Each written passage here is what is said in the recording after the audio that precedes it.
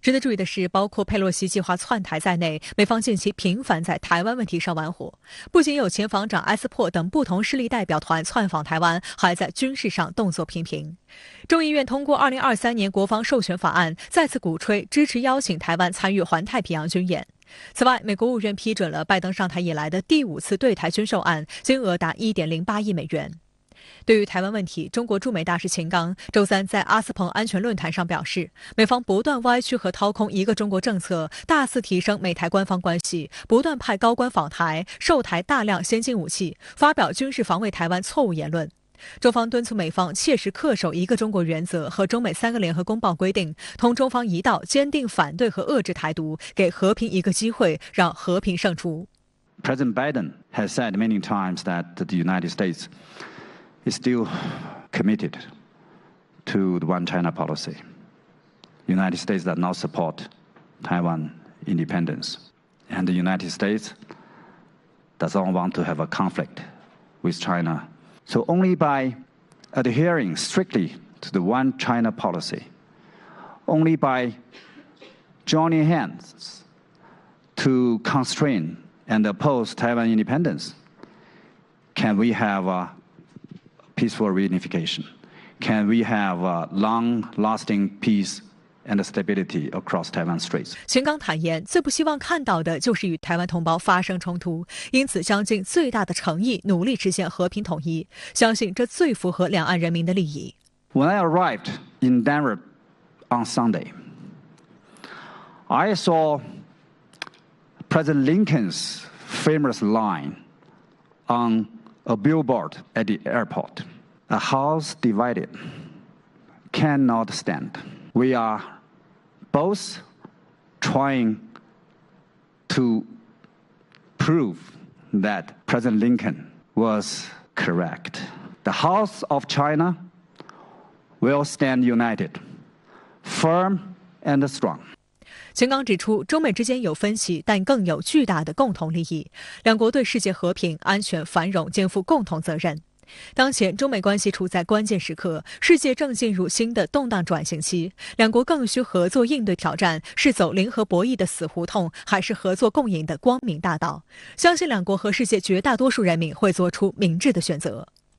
相关话题来连线特约评论员刘和平。刘先生您好。美国总统拜登称，美国军方官员相信众议院议长佩洛西此刻访问台湾不是一个好主意，您对此作何解读？我的第一印象是，拜登的这个说法给人一种异常突兀的感觉。众所周知，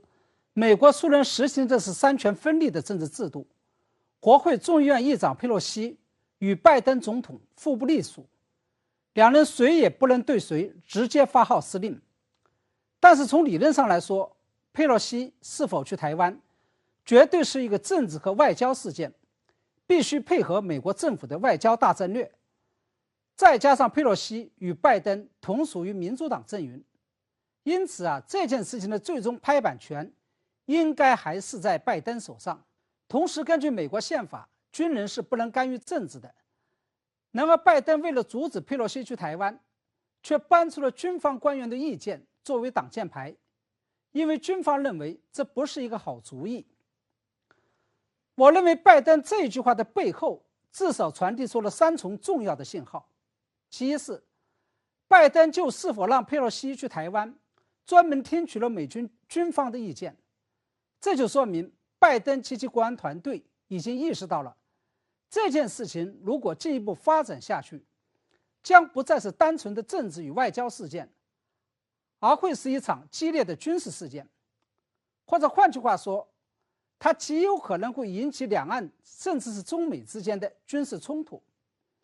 因此，拜登要召集美国军方官员来评估这件事情所带来的可能军事后果，并且询问美国军方愿不愿意为佩洛西赴台保驾护航，有没有做好承担因此而引发的军事后果的准备。第二，美国军方官员回复拜登说，佩洛西此刻访问台湾不是一个好主意。这背后传达出的信息就是，美国军方尚未就因为佩洛西访台而引发的军事后果做好心理和行动上的准备，也不愿意承担因此而引发的军事后果。因为美国军方认为这件事情稍有不慎，就有可能会导致台海局势失控，甚至是导致美军被卷入到一场尚未准备好的台海冲突中，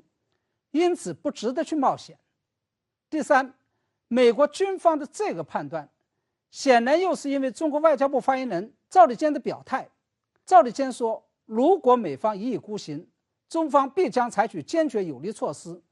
由此造成的一切后果必须完全由美方负责。美方相信中方的坚决有力措施以及一切后果，